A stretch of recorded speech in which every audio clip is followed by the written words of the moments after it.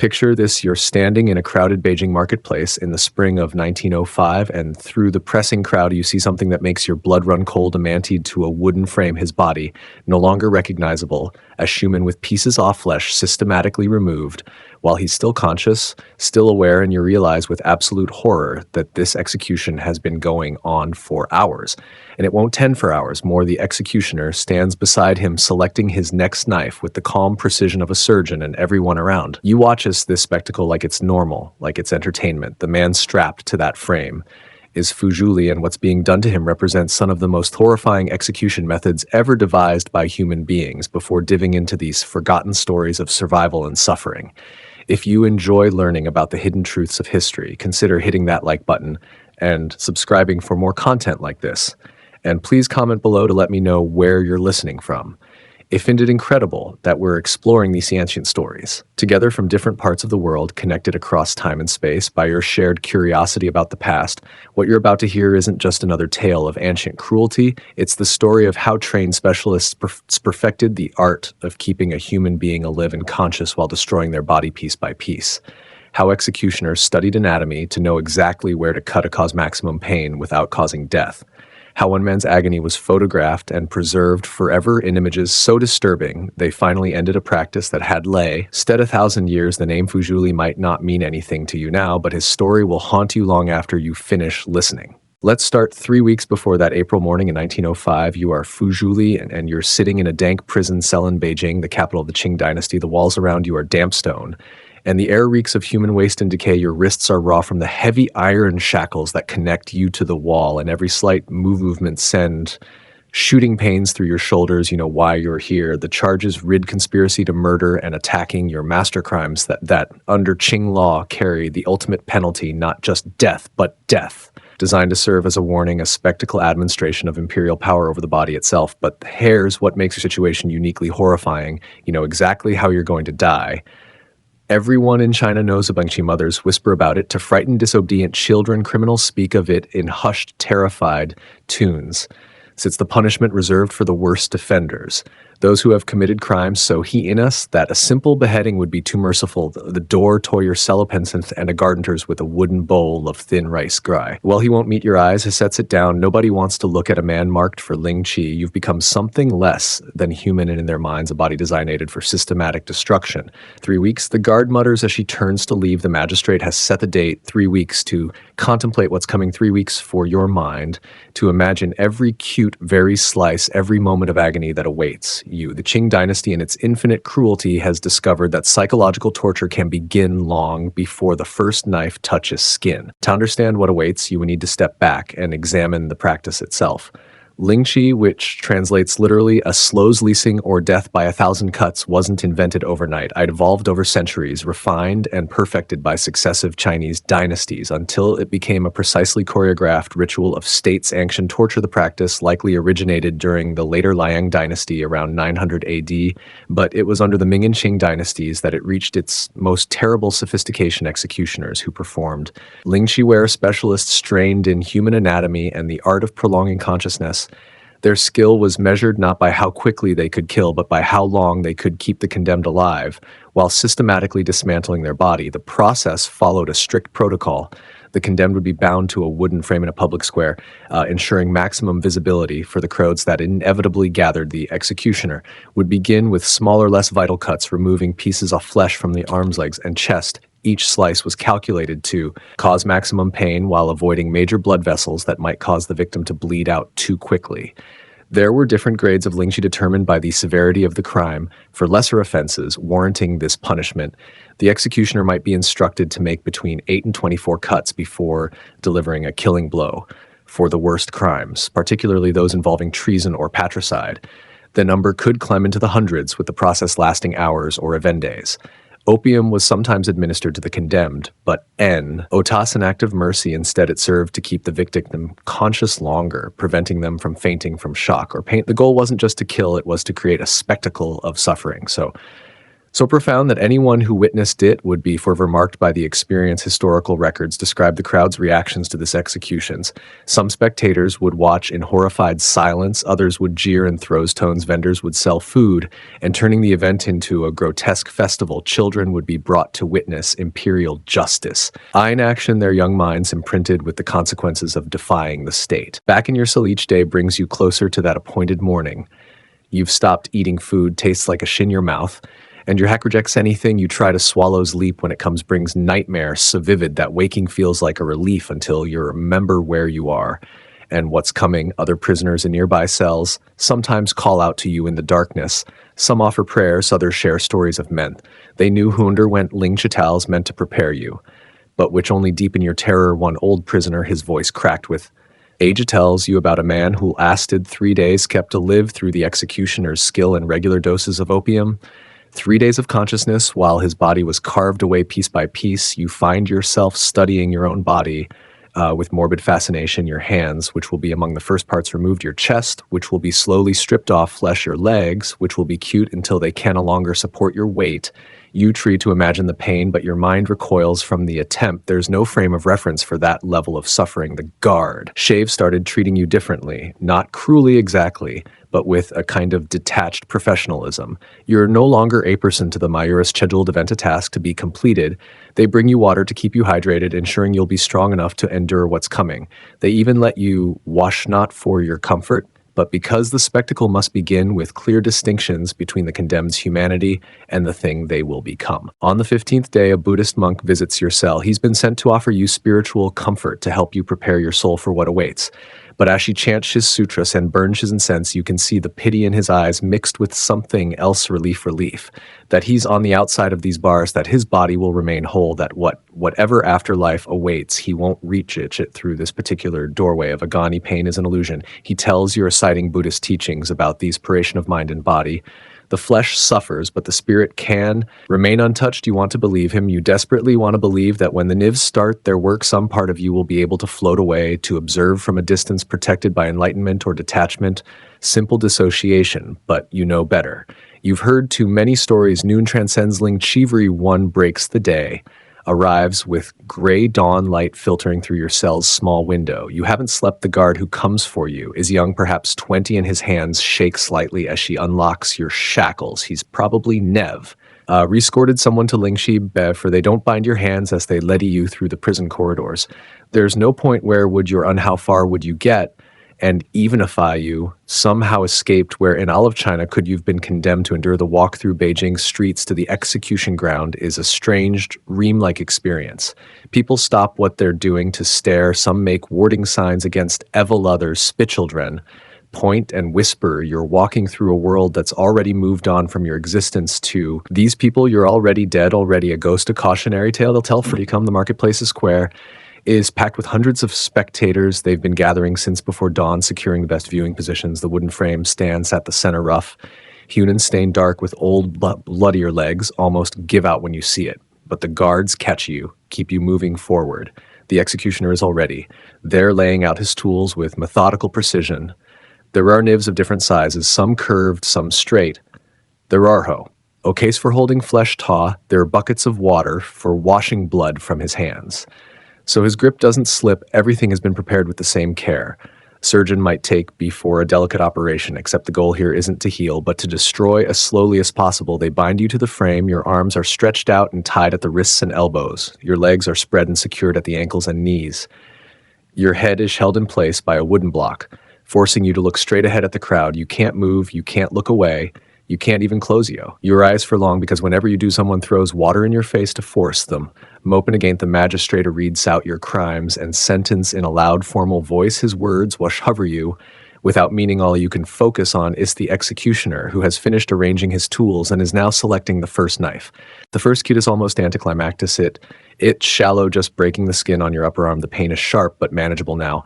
Worse than a deep scratch for a moment. You think maybe this won't be as bad as you feared. Then comes these cut in the third, and you begin to understand the true horror of what's happening. Each slice removes a small piece of flesh, perhaps the size of a copper coin. The executioner works with absolute precision, cutting through skin and fat without hitting major vessels. She wants you to bleed, but not too much. Not yet. By the 10th cut, you're Screaming you can't help it. The individual pains are merging into a larger agony that encompasses your entire body. Your arms are on fire. Your chest is a landscape of raw exposed tissue, and the executioner hasn't even begun the serious work. Yet the crowd reacts to your screams with a mixture of emotions. Some watch insolent horror. Others shout encouragement to the executioner, praising his skill. Vendors move through the press of bodies, selling tea and dumplings, their business continuing even as your body is systematically destroyed around the 30th cut. Someone brings a small cup to your lips. You taste the bitter tang of opium mixed with wine. Part of you wants to refuse it, to embrace unconsciousness and escape this nightmare, but your body betrays you, swallowing reflexively. The drug takes effect quickly, not dulling the pain, but somehow separating you from it lightly. You can feel every slice, every nerve shrieking in protest. But there's a strange distance now, like you're observing your own suffering from just outside your skin. The executioner speaks for the first time. The feet now says to his assistant, Yu, Nendra man, who stands ready with fresh knives and buckets of water. They start removing pieces from your feet, cutting away to extend sections of sole and heel. The pain is indescribable. Every nerve ending in your feet screams as tissue is peeled away. You can feel the blood running down, pooling on the ground beneath you. You can hear it dripping, a steady rhythm like some horrible clock marking the destruction of your body. Time stops meaning anything. The cuts continue, arms, legs, chest, abdomen. The executioner works with the focus of a craftsman, ensuring each slice is par. Isai calculated perfect when you lose consciousness from the paint. They throw cold water on you, sometimes mixed with vinegar, to shock you awake. When your screams become too weak, they administer more opium, keeping you hovering in that terrible state between awareness and oblivion. The crowd never leaves. Fresh spectators replace those who can't stomach anymore, ensuring you always have an audience for your suffering. You can see their faces through the haze of pain, some frozen in horror, others showing a darker curiosity. They're watching your humanity being carved away piece by piece, witnessing the state's power to reduce a person to raw meat while keeping the spark of consciousness burning. Somewhere in the crowd, unnoticed by you, in your agony stands a Frenchman named Louis Carpeau. He's a soldier stationed in Beijing, and he's brought this camera. The photograph she takes today will travel around the world, appearing in medical journals, anthropological texts. They will shock Western audiences and contribute to international pressure on China to abolish this practice. But you don't know any of this. You don't know their death is being documented, that your suffering will be preserved forever in chemical reactions on glass plates. You don't know that decades from now, people will stare at images of your tortured body and struggle to comprehend how such cruelty was possible. All you know is paint has become your entire universe. Your body is no longer recognizable. As Schumann, larger sections of flesh have been removed from your arms and legs, exposing muscle and bone. Your chest is a mess of blood, and exposed tissue, your face, kept mostly intact to preserve your identity for the crowd, is contorted in a scream that no longer produces sound. The executioner checks his list is made, over 300 Tisno, each one recorded by his assistant. The sentence called for at least 400, a number deemed appropriate for your crime. She's not even halfway done. He selects a larger knife and moves toward your abdomen. This is where he'll begin removing internal tissue, the most delicate and dangerous phase of the execution. One wrong cut could sever an artery and end everything too quickly. His reputation as a skilled executioner depends on his ability to navigate this stage successfully. Details of the final hours blur together into one continuous nightmare. More acutes, more pain, more moments of consciousness, followed by blessed seconds of darkness. The sun moves across the sky, marking the passage of time in shadows that shrink across the blood-soaked ground. Eventually, finally, the executioner makes his last cut. This one is different from all the others. It's deep, decisive, designed, not top prolonged, but to end your carotid artery parts under the blade, and blood floods out in a hot rush. Their relief is instantaneous and overwhelming, not from the cutting stopping, but from the knowledge that it's over your brain star. Vitofoxygen begins shutting down the crowd's noise, fades the paint, had all-encompassing agony that has defined your existence for the past several hours, begins to recede. Your last thought isn't about the afterlife or redemption or anything philosophical. Let's simply finally fushulidid on April 10, 1905 in Beijing. The photographs taken of his execution spread rapidly through Western media, causing outrage and disgust. Medical professionals studied them, trying to understand how the human body could endure such trauma. Psychologists examined the mace, evidence of mankind's capacity for cruelty. Reformers used the mace ammunition in their campaign to modernize China. The international pressure combined with internal reform movements led to Lingchi's abolition shortly after Fujuli's death. He was quite literally the last man to tie 1,000 cuts, though countless others had endured the same fate throughout the practice's 1,000-year history. The photographs still exist today, archived in museums and historical collections. They're difficult to look at even more than a century. A truth they show a human being reduced to something barely recognizable, a testament to what happens when the power to punish becomes unlimited. But here's what makes Fu Zhuli's story even more tragic. Modern research suggests she may have been innocent. The conspiracy to murder he was convicted of was based on questionable evidence and possibly extracted confessions. She may have died one of history's most horrible deaths for a crime he never committed. The practice of Lingchi reveals something profound about human nature and the systems we create. It wasn't the invention of monsters, but of ordinary people, operating within a legal framework that had existed centuries. The executioners were professionals paid performing a stage job. They'd been trained for. The magistrates who sentenced people to Lingchi were following established law. The crowds who watched were participating in a normalized social ritual. This is the terrifying truth about systematic cruelty. It doesn't require unusual evil. It only requires enough people willing to say, this is how things are done, and never question whether they should be done at all. The wooden frame where Fu Zhuli was burned shortly after the practice's abolition. The nibs were melted down. The records of executions were destroyed or lost. China moved forward, embracing modernization and reform, leaving behind practices like Lingchi's embarrassing relics of a lesson-lightened age. But that the photographs remain, and the memory of Fu Zhuli remains not as a criminal notice of villain, but as a human being who suffered, beyond all comprehension, whose pain was so great that event time and death cannot fully erase it. When we look back at practices like Lingchi, it's easy to feel superior, to convince ourselves that we've evolved beyond such cruelty, but history suggests otherwise. Every generation finds new ways to dehumanize new systems, to justify suffering, new bureaucracies, to distance themselves from the consequences of their decisions. The lesson of Fu Zhuli's death isn't just about one man's suffering in 1905, Beijing. It's about how easily societies can norm a lie's horror when it's dressed up as justice, how quickly we can stop seeing the humanity in those we've labeled as other or criminal or deserving of punishment. The executioner who killed Fu Zhuli went home to his family that night. The magistrate who signed the death warrant slept peacefully in his bed. The crowd dispersed to their homes and shops and daily lives. Everyone involved found ways to live with what they'd done or witnessed because the system told them it was necessary. It was how things had always been until suddenly it wasn't, until photo-agray. Just forced people to confront what they'd been accepting until outside pressure and internal reform movements said, this is wrong, this has always been wrong, and it must stop. Fu Zhuli didn't live to see that change, but it captured in those horrifying photographs, helped create it, this suffering, meaningless in the moment, gained meaning in retrospect as evidence of humanity's capacity for terrible cruelty and eventual moral progress.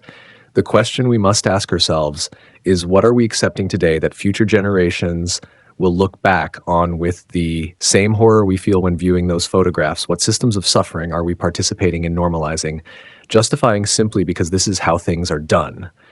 Fu Zhuli can't answer those questions, but his story, his death, his preserved agony, demands that we ask them, that we look unflinchingly at the cruelty humans can inflict in one another when given permission by law, custom, or tradition, that remember that behind every statistic, every legal sentence, every sanctioned punishment, there is a person capable of suffering, deserving of dignity, value. Able beyond any crime, they may or may not have committed. The photographs of Fu Zhuli's execution remain in archives, viewed by researchers and historians.